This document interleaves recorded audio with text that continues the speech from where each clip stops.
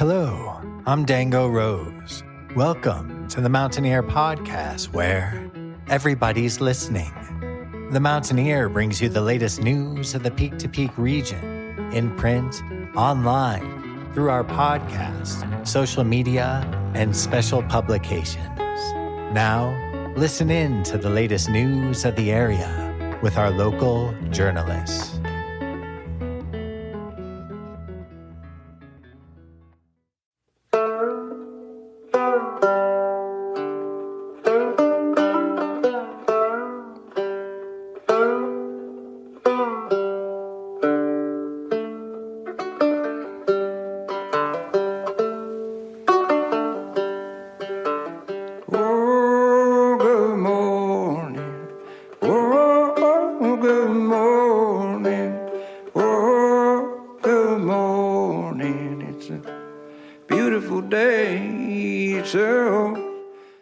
The song that you are currently listening to is called Good Morning, and it is by the River Arkansas, released on their most recent album from 2019, Any Kind of Weather, which you can stream along with plenty of other releases of theirs wherever you get your music.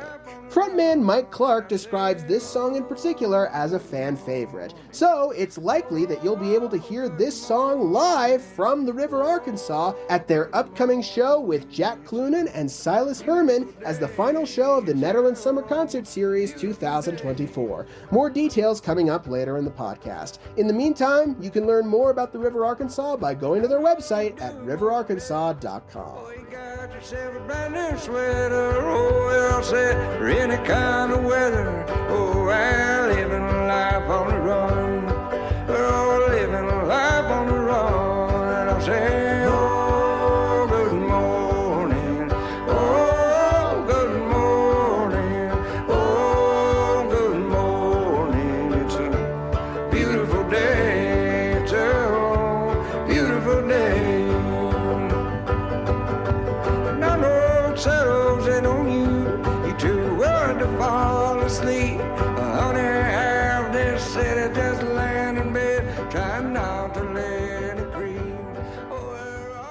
Hello again, everybody. My name is Jamie Lammers, and welcome to this week's Music of the Mountains, Where to Be and What to See, brought to you by the Mountaineer Podcast. I, along with other staff members of the Mountaineer newspaper, will be heading to the Colorado Press Convention at North Glen this weekend. Along with plenty of other staff members on the Mountaineer, I have had the honor of placing in some awesome awards that have been given for college, editorial, other and mixed media, and photo and design elements of the paper. I'm not going to talk about the specifics in this episode, but I might talk about them in the future. Anyway, this week I actually have two guests for you. I've written about 3 people, but there was one person that I couldn't get onto this podcast, and I'll talk about him in a bit. But for now, let's get into our first interview. Apologies ahead of time. I'm not sure what happened during the recording process, but for some reason our first guest can be a bit hard to hear at times. Our first guest, do you mind introducing yourself real quick? My name is Mike Clark, and I front the band The River Arkansas.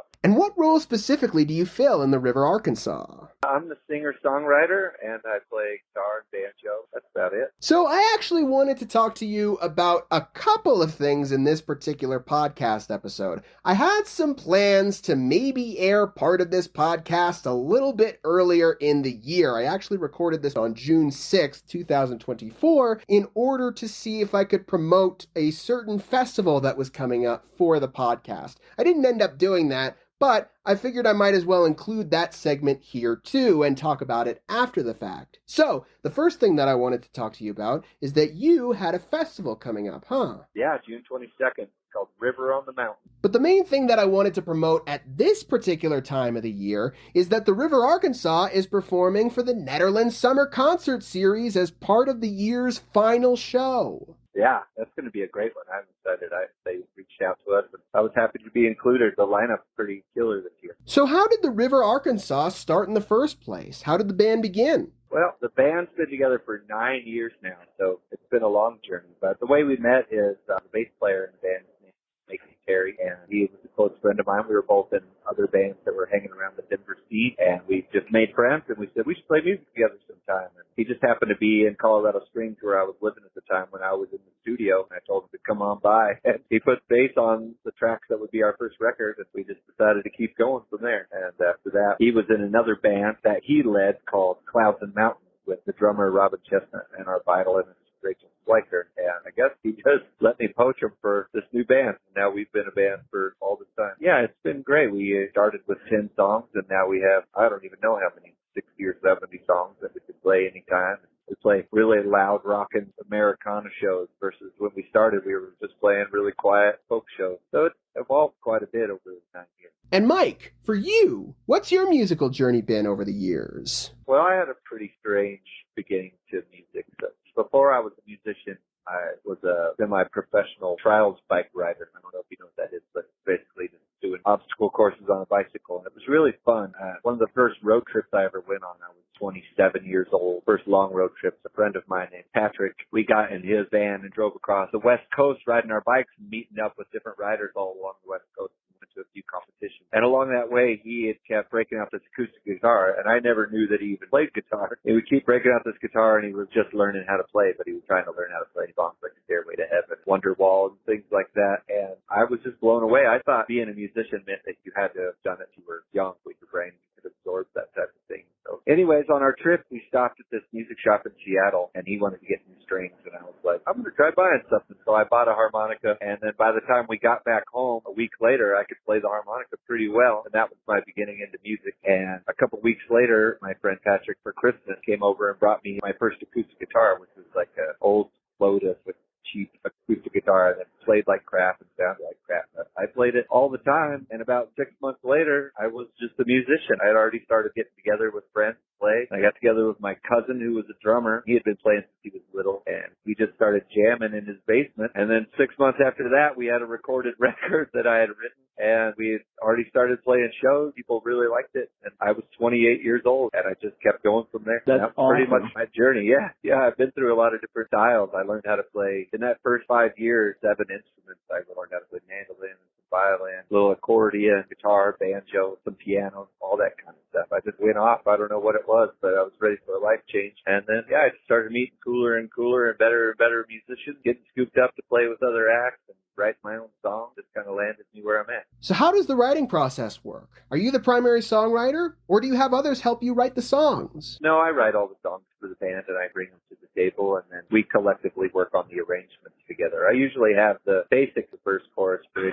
structures ready, but whatever's happening inside that space. Like, I don't pick any drum beats, I don't pick any bass lines. I help a little bit with some of the violin melodies, but nothing on solos, anything like that. Everybody's free to contribute what they feel for the most part, which is great. So do you only perform the originals that you write? Do you also throw in some covers here and there? What do you perform? No, we don't do any covers, actually. We do all original music every show. But sometimes after 9 years, it feels like you're playing covers of your own music. Is there a favorite part of the writing process? A part of the writing process that has stuck out to you over the years? My favorite part of the writing process? I'd say my favorite part of the writing process is probably trying to figure out what I was trying to say after it's all written down on paper. So a lot of it just comes out, and I think things are clever or interesting. I write them all down. Whatever I thought my first intention was, writing it almost never stays, and a month later I'll be like, what was I trying to say? And I have to ask myself what I was even talking about half the time. So I think that's probably my favorite part, is just trying to understand myself in my own songs sometimes. And then I like that it's kind of a constant process. I never stop, so I'm pretty much always thinking about what I would write, or a song, or I'm always hearing a melody in my head almost all the time. And sometimes they stick and I just pull them out of the air, and other times I have to work really hard to finish something over a few years. I don't really know what I like, I guess, the most, but I do still really like it. Are there any particular influences that have really stuck with the band throughout its run? Oh, man, that is such a tough question. All of us come from such different backgrounds with music that if you were to ask any one of the band members what their favorite song is, favorite album, most likely it's significantly different from the person sitting right next to you, which I find to be an uncommon thing sometimes with bands. A lot of the other bands I've been in, everybody listens to some of the same stuff. But yeah, it's wild. Like, everybody in the band likes such different stuff. So if I was trying to pinpoint our musical inspiration, it would be nearly impossible to answer that. For me, I like things that are fairly old. I like Mississippi Fred McDowell and Robert Johnson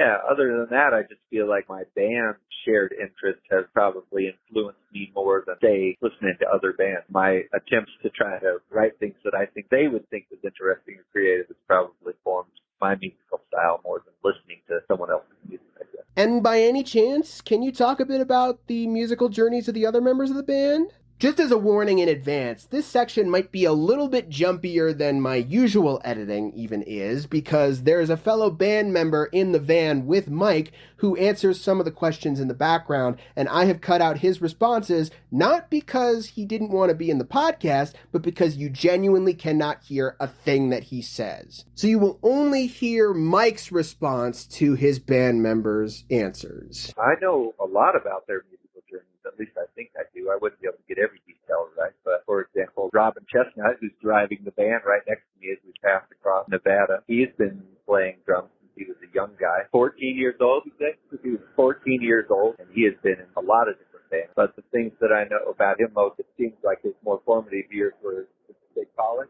As a college musician, would you say those are your more formative musical years? High school bands? He says rock bands, punk bands, and reggae bands he played in high school were more formative years. But yeah, he went on to play music while going to college, where he met our bass player, Macon Terry, and they formed their own bands. They've been in so many bands for over 20, almost 25 years now. So they have such a long history together. It's great. As far as Macon goes, he grew up in Houston, Texas, and has been playing bass since he was a teenager as well. He also writes his own music and does a lot of things like that. But he's played with everybody. I mean, he was playing bass in the Lumineers before they got famous. He's played bass with Greg Isaacoff. He's played bass in Shaky Graves. He's been all over the place. Talked about our violinist, Rachel Sliker. She's a classically trained violinist. She's been playing since she was a kid, so for a very long time. And I think when she was in her late 20s is when she started discovering that put violin in a bunch of indie bands and things like that. She joined some cool bands like Princess Music, where she was challenged that way. And I think my band's the first time she's had to try to figure out how to play like bluegrassy or folksy riffs. And she goes on tour with bands like Nathaniel Rateliff and Greg Isaacoff and all these big names. So they all have a whole lot of experience in those ways. But I guess that's about all I know about their musical journey. I wanted to shout out as much of the other music the band members have produced as I possibly could, so I did quite a bit of digging, and here's what I was able to find. Mike's already talked about Macon Terry's involvement in Shaky Graves, the Lumineers, and with Gregory Alan Isaacoff, but there are some other groups that he didn't mention. He was the bassist for an indie folk band based in Denver called Paper Bird for a long time. That band ended up breaking up in 2017, but there are quite a few albums that you can check out online. They also still have a YouTube channel if you're curious to check that one out. I also found a 2015 article from Denver Westward by Isa Jones talking about Macon Terry and his time as a bassist, and along with Gregory Alan Isaacoff, he's logged time with Natalie Tate, Patrick Deathlefs, and Poets Row, and served as the front of the group Clouds and Mountains, as Mike mentioned earlier. As far as I can tell, Clouds and Mountains are not available on streaming, but their music is definitely accessible. They have a Facebook page, Clouds and Mountains, and you can head to their Bandcamp, cloudsandmountains.bandcamp.com, to purchase their music directly. As Mike mentioned, Macon Terry also has his own solo career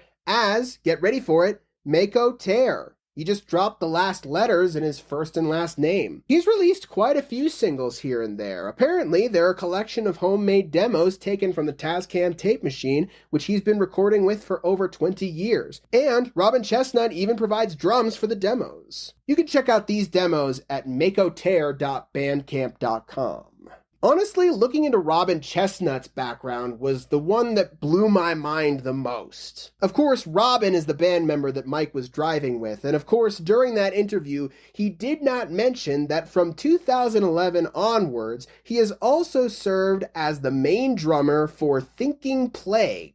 Apparently, they have quite a sprawling background. They were originally founded in 1982 in Denver, and they are classified as an avant-garde progressive rock group. Chestnut provided drums specifically for their track The Geyer on their album Decline and Fall, and ended up getting promoted to the main drummer on the record Hoping Against Hope, which was released in 2017. Again, I wasn't able to find Thinking Plague on streaming services anywhere, but you can check out their music on Bandcamp at cuneiformrecords.bandcamp.com. And finally, there's Rachel Sliker. Rachel has been involved in plenty of groups over the years, and some of those groups include groups that Mike has shouted out and groups that he hasn't. According to her website, which by the way is rachelsliker.com, she has performed with the likes of Gregory Alan Isakov, Nathaniel Rateliff, Leif Vollebeck, Esme Patterson, Princess Music, and Jeff and Paige. For some of these performances, she's even been a part of late shows such as Stephen Colbert's Late Show, The Late Late Show with James Corden, and even NPR's Tiny Desk Concert. She also teaches music lessons out of her home in East Boulder, which you can find more information on at rachelsilker.com. And then, of course, there's Mike Clark. He's got some projects of his own, but we'll highlight those later. Anyway, back to the band. There's you, Mike. There's Robin, who, as you mentioned, is currently driving the van as we're conducting this interview. There's Rachel, and there's Macon.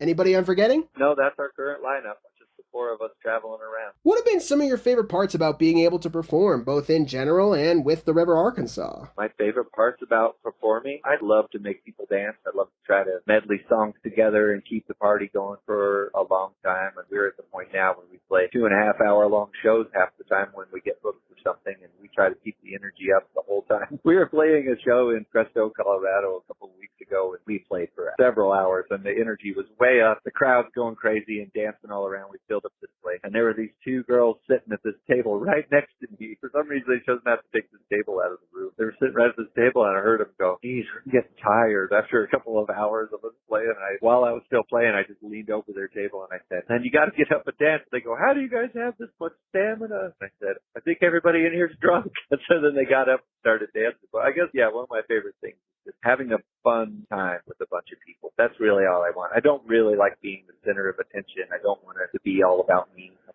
Yeah, one big collective experience. So that's it. And is there anything that you hope people will be able to take away from your shows when they come and see you? Is there anything I hope they'll take away from our shows? No, I just want them to like our music, I guess. I want them to go home and feel like they were properly entertained. I want people to go home and say, wow, that was really worth me choosing this band tonight over whatever else Netflix shows I could have sat here and watched. You know, that's really all I want. I want people to just like the music and come back for more. As I mentioned earlier, there was another intention behind my original interview back on June 6, 2024. I was hoping that through the podcast at the time, I would be able to promote the River Arkansas hosted festival, River on the Mountain, but I was only able to write a promo for the physical paper. I didn't get around to actually releasing the interview at that particular time. I still wanted Mike to talk about the festival on the podcast, but I decided to hold it off until this particular episode. So you're going to hear him talking about it as if it's coming up, but it already passed a couple of months ago. Hopefully it'll happen again next year, though. So, Mike, do you mind telling us a bit about the River on the Mountain Festival? Yeah, River on the Mountain is kind of an expansion of our first festival. We're about to enter our 7th year of our original festival, which is called River on the River, which takes place between Buena Vista and Salida every August. This year it's on the 10th and 11th. And it's a really cool festival. It's getting to the point now where it sells out every year. We have 2 full days of music. We have river rafting, food and drinks. It's a really fun time. And it's just doing its own thing now. It's a fun time. And we thought, let's do a second one now that this one's got its legs. And we love Jamestown. That's our unofficial, or maybe I guess I would Rainbow, the owner of the Mercantile. That is our unofficial home base. But I think the Jamestown Mercantile is our home base as far as where we like to play maybe the most. So when we thought about doing a festival on the Front Range, or call it more of a mountain festival, that was our first choice. And they've been very accommodating, worked on giving us the parks for the whole day. And this is just its first year. We're going to see how it goes. We got 4 good bands. We got Prairie Wolf and Pioneer Mother, and then our friend Paul DeHaven is going to play a nice set with his trio. I don't know if you're familiar with his music, but he's crushing it. He's in Heavy Diamond Ring, and he's got his own great songs as well. And this was the first River on the Mountain Festival, right? Yeah, first River on the Mountain. There is. And we're hoping that it's a good time and people come and buy tickets, and then we could keep it going for a bunch of years. And what were your primary plans in setting up what people could do at this festival? What was available for people for the River on the Mountain Festival? Well, since it's just the first year, we're keeping it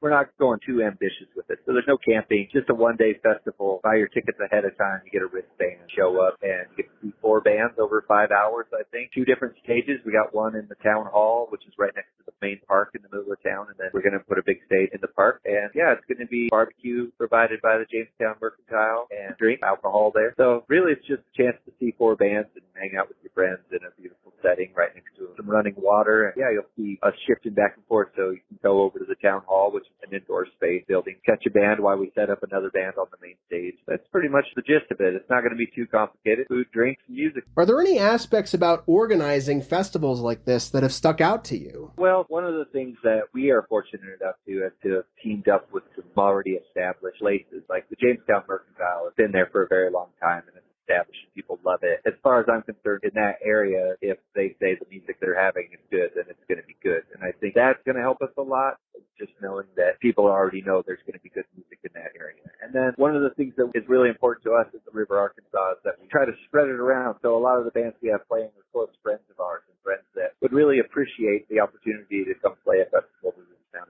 and have a good day of music, just an equal, just joyful experience, and not so much about who's on the top of the musical food chain or those types of environments, which can exist in a much larger settings, I think. And I assume that much like your music, what you want people to take away from this festival is just having a good time, right? Yeah, just come up, have some food and some drinks, and move your body and get to know your neighbors. That's pretty much all anybody needs, I think. And how long did you spend planning this festival? We've been working on it since, say, the first of the year, I think, first pitched the idea with the Jamestown Merc, and then we're all slow-paced movers, I think, in that regard. So we just put it together slowly over the last 6 months. And I think it'll be a really good time. It's not a huge thing. I think there's 400 tickets available or something. It's not one of these massive festivals where you're going to be standing in an ocean of people. It's going to be really relaxed. There's plenty of room in the park for everyone. I think worry about showing up to a festival where you're just like, I did check in with Mike after the festival had ended, and he said that it went well, and he hopes to do it again next year. So no promises or anything, but hopefully around June next year, we'll be back with a full-on episode promoting the second River on the Mountain Festival. In the meantime, though, Mike, is there anything else in general that you'd like to add? Anything else in general I'd like to add? Don't go out and support some live music, everybody. It's one of the funnest forms of entertainment there are out there. Yeah, I don't know. We're doing pretty well. River Arkansas, we've got great shows. I appreciate everybody still calling us and emailing us and asking us to come. And yeah, there's not a whole lot more to say about it, I don't think. And of course, Mike, it must be very exciting to share the stage with Jack Clunan and Silas Herman. Yeah, that's going to be so cool. I've actually never gotten an opportunity to see Silas play outside of the band Gypsy Moon, and I got to share the stage with his dad, Vince Herman, and so I'm really excited to catch the whole lineup that day. Thank you so much to Mike for coming on board and joining us for the podcast. And a special shout out to Robin for being there in the background, too. We'll talk about the general show that is coming up with the River Arkansas, Jack Clunan, and Silas Herman towards the end of this podcast. But there were a couple of things I just wanted to mention before we move on to our next guest. As I mentioned earlier, Mike Clark has some other projects of his own, and I wanted to mention them now and not earlier for a very particular reason. Other projects that Mike Clark is currently a part of include the Haunted Wind Chimes and Mike Clark and the Sugar Sounds, both of whom have their music available for streaming wherever you get your music. In fact, Mike Clark and the Sugar Sounds are actually coming back to the Peak to Peak area after the River Arkansas's performance. They're coming to the River Arkansas's home base of the Jamestown Mercantile, located at 108 Main Street in Jamestown, and they'll be performing after an open mic that's happening at 5 p.m. on Wednesday, September 18th, 2024. Their show starts at 6 p.m. In the meantime, though, you can check out their music as well as music from the Haunted Wind Chimes and the River Arkansas. And for more information about the River Arkansas, be sure to head to their website at riverarkansas.com. River Arkansas also has a YouTube channel, and you can stream their releases wherever you get your music. The first album that Mike made with Macon Terry is on streaming services, and it's called Golden Light. And the other albums that they have out are You Animal and Any Kind of Weather. They also have 3 EPs out now. Damn Good Dog, a collaboration with Willie T. Taylor, Waiting on the Rain, and Green Bridge. You can stream all of these releases wherever you get your music. Of course, though, for their upcoming show as part of the Netherlands Summer Concert Series 2024, they're not the only people that you can expect to be up on that stage for that final show. Our second and final guest this week. Do you mind introducing yourself real quick? For context, this interview was originally conducted on June 18th, 2024. Yeah, my name is Jack Clunan. In Chicago. I live in Denver. And you'll be performing with Silas Herman at the same show that the River Arkansas are performing at, right? That's correct. Do you want to talk a little bit more about that performance and your involvement in it? Yeah, so I'm playing with Silas Herman, and Silas's mother Kimba is part of the Caribou Room up in Ned, and they're putting on the summer concert series. A bunch of Netherland people, and apparently it's been going well. I haven't been up to one yet, but Silas is also helping run production and the sound side of things as well. So it's been growing throughout the summer, and we are going to be the final show of the summer. So it culminates with the whole Netherland community coming out. So what's your musical journey been like, Jack? It's been long. My grandfather came from Ireland. He played accordion. And so my father also played accordion and tenor banjo. So I was kind of raised around it. I started playing accordion at the age of 7, and then violin at the age of 9, and really focused on traditional Irish tunes, reels and jigs and hornpipes. And then once I got about 13 or 14, I found a guitar and started learning Led Zeppelin and stuff like that. And then I picked up a mandolin under my dad's stairs in high school as well and started playing a lot of that as well. Kind of just been playing a lot of string instruments my whole life. And as I got older, I found out bands like Leftover Salmon and String Cheese Instant who took Irish tunes that I already knew and were putting American fusion into it. And so that opened up my eyes as a musician and made me realize that I could take what I've learned and put it everywhere. Try to, you know.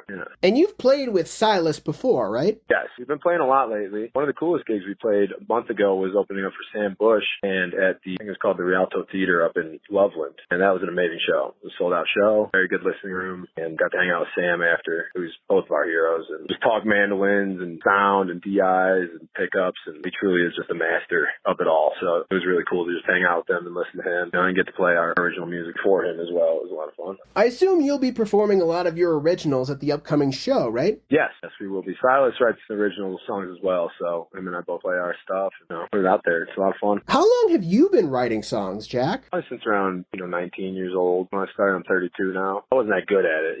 I think I'm still trying to get better at it daily. It's one of those things you keep learning, which is great. So what does the set list look like for you and Silas's duo performance? Yeah, it'll be a variety of some of my originals, some of Silas's originals, and then some covers that we both love to play. Friends of ours songs. Our friend Burl is a really prominent songwriter out in the area, and we love playing some of his songs. So just kind of a blend of all the stuff that Silas and I both grew up playing, and then stuff that we've made because of it. In case you're curious, the Burl that Jack referred to here is Benny Burl Galloway, and he does not have any official releases online. In fact, from what I can tell, his social media presence has always been a bit sporadic. However, he does have some gathering places where you can find him. You can head to his website at uncleburl.com. That's uncleburle.com. You can check him out on Facebook under Benny Burl Galloway. And you can check him out on Instagram at Burl_Galloway. If you're curious about his songwriting style, you can check out a song that he contributed to the duo act Slay and Stinson, who just released their 4-song EP Mountain Wild wherever you get your music. They also have the single Mule Bone, but the song that should be of interest in this case is Why Cry, which is the song that Benny apparently wrote for the EP. Anyway, back to Jack. Are there any particular music influences that have stuck out to you over the years? Yeah, definitely. Doc Watson comes to mind. He's one of my favorite flat pickers, guitar players. And through him, I've discovered so many more, like Clarence White and Tony Rice, obviously, and Larry Keel and John Stickley, as far as guitar players go, and then Jake Workman as well. And then I've been blessed enough to hang out with Andy Thorne a lot lately. He's one of my favorite banjo players. He's in Leftover Salmon, lives in the Boulder area as well. He's one of my favorite banjo players. And the Grisman Quintet, I think, has had a huge impact on both Silas and I, just as far as the fusion that I've talked about too, just incorporate different genres beyond bluegrass, because neither of us grew up in the Appalachians, but we love the music and we love everybody's take on it. But yeah, I guess I'd say Grisman and Tony Rice, John Hartford. I could keep going. I don't know. There's a lot. And how long have you been performing in the Peak to Peak area, or at the very least in Colorado? Yeah, about 13 years. I moved to Durango for college 13 years ago and had a few bands with friends play around the Colorado area. So I guess right around then. 13 years. And then I moved up to the Front Range about 6 years ago. And that was when I started writing songs under just my name, Jack Cloonan, with like the Jack Cloonan Band and stuff like that. Do you usually perform in groups or by yourself? I'll do whatever. For a while I had a band, a core band of 4 members, and we were touring. And then right around the time of COVID, some members moved. And I just kind of started doing more solo shows and duo shows and pretty much whatever the venue needed. So when I get a call for a bigger gig, I call the rhythm section or I call a bigger band. But that's why it's so convenient playing with Silas, because him and I could just drive anywhere. The logistics are so simple. So it's a balance right now between solo and duo acts and then full band band acts as well. What do you love most about being able to perform live, whether it's solo or in a group setting? I'd say just the feeling I get playing with people, with talented musicians. It's a high unlike anything other that I've ever felt. I could honestly feel like I'm flying when I'm playing with certain friends, and we're all just truly locked in with the same attention and the same energy and the same rhythmic feel. It's a crazy feeling. I could literally close my eyes and see a crazy thing. And then I think that energy just helps transfer into the crowd. I think it helps heal, I think it helps me heal, and I think it helps everybody heal when the intention's correct and the pocket's good. And so I'm just chasing that all the time, just the essence of like the live. It's not always going to be perfect, but when it does lock in, it's just the best feeling in the world. Is there anything that you hope audience members will be able to take away from your shows when they come and see you? Yeah, I hope they heal, and I hope they think. I don't want to ever tell anybody what to think, but I just want everybody to think for themselves, and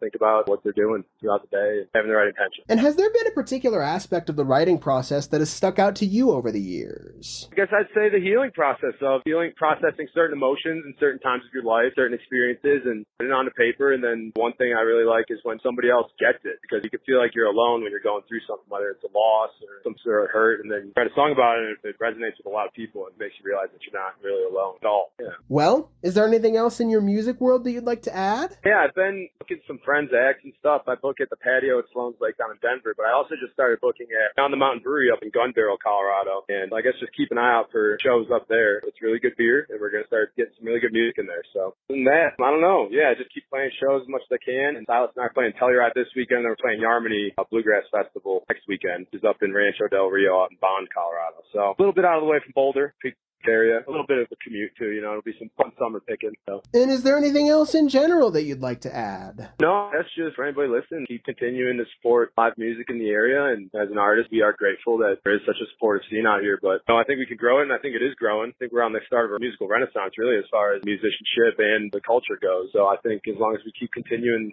to lift each other up and support each other, I think great things are going to keep happening. Thank you so much to Jack for coming on board and joining us for the podcast. You can check out the 2019 release of the Jack Clunan Band, Fun is the First Note, wherever you get your music. Unfortunately, I was not able to get in contact with Silas for this particular episode of the podcast or for this week's column in the paper. I really tried. I reached out to a few different people to try and get a hold of him, and of course I reached out to him specifically, but I didn't have any luck getting a hold of him. So, maybe I'll interview him in the future, but this time around, we'll just have to remember to get excited for his upcoming performance. If you want to check out Silas Herman's own presence on streaming, then you can check out 3 songs on the Drunken Hearts 2023 album, Reckless Ways of Living, those songs being Good Graces, 100 Proof, and Forever Highway. And you can check out the Drunken Hearts single release, Elderly Woman Behind the Counter in a Small Town, featuring a smattering of artists,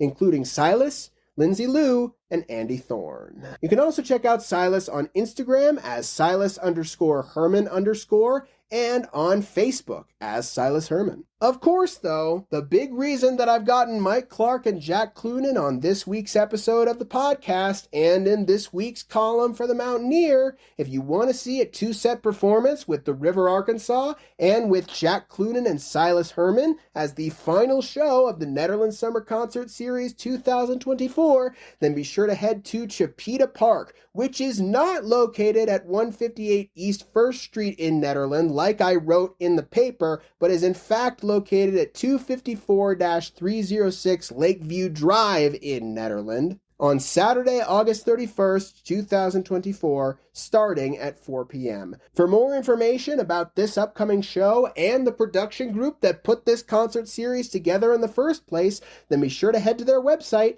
at timeservedproductiongroup.com. And now for this week's music mentions. Head to Busey Brews, located at 70 East 1st Street in Netherlands on Sunday, September 1st at 2 p.m. to see Derek Damesole performing live. I didn't get a chance to mention this show last week for the Gold Hill Inn located at 401 Main Street in Gold Hill because, honestly, I don't think it was scheduled until after I released the podcast episode. On Friday, August 23rd at 8 p.m., you can check out Past the Snakes performing live. They'll be performing again at the Jamestown Merc, but we'll advertise that show when we get closer to it. In the meantime, though, you can check out more Gold Hill Inn shows on Wednesday, August 28th at 5:30 p.m. when Ostaveto comes to perform live, on Friday, August 30th at 8 p.m. for Stomp Street Heist performing live, on Saturday, August 31st at 5:30 p.m. to see the Kate Farmer Band performing live, and on Sunday, September 1st at 5:30 p.m. to see Danny Schaefer performing live. Head to the Gold Hill General Store, located at 531 Main Street in Gold Hill, on Friday, August 30th at 6:30 p.m. to see Young and the Dead performing live, and on Saturday, August 31st at 6 p.m. to see 100 Pound House Cat performing live with a special guest. Head to the Gregory Plaza, located near 317 Gregory Street in Blackhawk, which is where the Mountain Poppy Boutique is located, on Saturday, August 31st at 5 p.m. to see the Kind Mountain Band performing live. These performances have been sponsored by the Blackhawk Hard District. Head to Howlin' Wind Brewing, located at 51A Main Street in Rollinsville, on Saturday, August 31st at 5 p.m. to see Stone Hall performing live.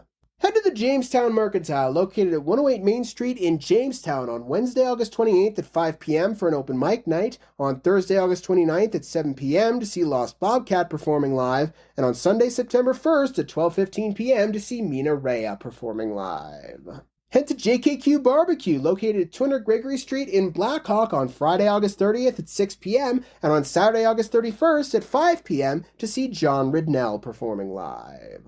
Head to Knotted Root Brewing, located at 250 North Caribou Street in Nederland, on Saturday, August 31st at 2 p.m. to see Tober and the Sound Ideal performing live. In fact, check out the previous episode of the podcast to hear Tober Shore himself talk about the Sound Ideal. You can also head to the Knotted Root Brewing Fridays at 7 p.m. for a DJ night, every second Friday at 7:30 p.m. for a reggae DJ night, and on Sundays at 5 p.m. for Jazz Sundays. Head to the Nederland Farmers Market, located at 85 East 1st Street in Nederland, on Sunday, September 1st, starting at 10:30 a.m. to see Gratefully Acoustic performing live. Head to the Nederland Summer Concert Series for the final show of 2024 in Chipeta Park, located at 254-306 Lakeview Drive in Nederland, on Saturday, August 31st, starting at 4 p.m. to see the River Arkansas perform before Silas Herman and Jack Clunan. And finally, head to both locations of the Very Nice Brewing Company to check out some awesome live music for yourself. Head to the Gilpin County location, located at 180 Jankowski Drive in Blackhawk, on Friday, August 30th at 5 p.m. to see Andreas Bomer performing live, and on Saturday, August 31st at 5 p.m. to see Ella Wren performing live. Or check out 20 East Lakeview Drive, number 112 in Nederland, on Friday, August 30th at 6 p.m. to see Mountain Reverb performing live, on Saturday, August 31st at 7 p.m. to see Wumpf performing live, and on Sunday, September 1st at 5 p.m. to see the DeVale Band performing live. Did we miss you or your performance? Want to submit your music listing in the Peak to Peak area? Do you have updates to your business or to your performances? Please call 303-810-5409 or email info@themountaineer.com or media@themountaineer.com to be included in the next print edition or the next podcast of The Mountain Ear.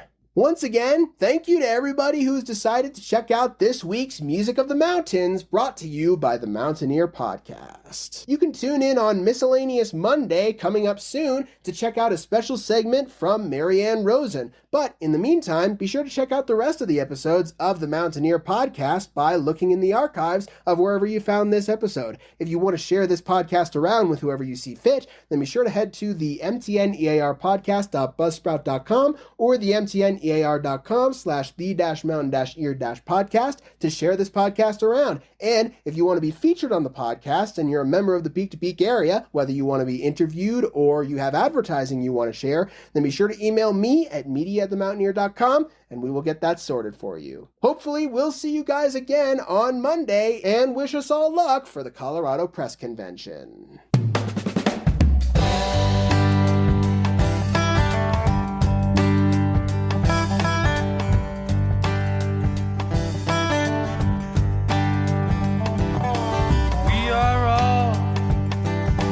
Aspen tree, concrete here, trying to break our knees, keep us apart. and it's doing a pretty good job.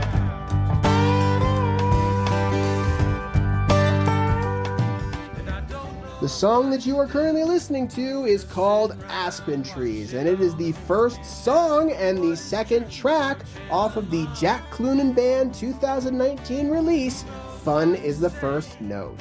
The Jack Clunan Band doesn't actually perform much at this particular point in time. They still have a Facebook up, and you can check out their website at laceyasim.wixsite.com, but otherwise, Jack Clunan is primarily playing solo nowadays. But if you want to check out Jack Clunan performing live, then be sure to check him out with Silas Herman following the River, Arkansas as part of the final show of the Netherlands Summer Concert Series 2024 on Saturday, August 31st, 2024 in Chipeta Park starting at 4 p.m. Different way, but that ain't what Tesco say. Or if they didn't have to hear every year about budget cut and you're paid too much with your job on the line. Every time past the profits toe the line. And I don't know what to do, just sit around watch shit on the news. Can't tell what is true, what you love.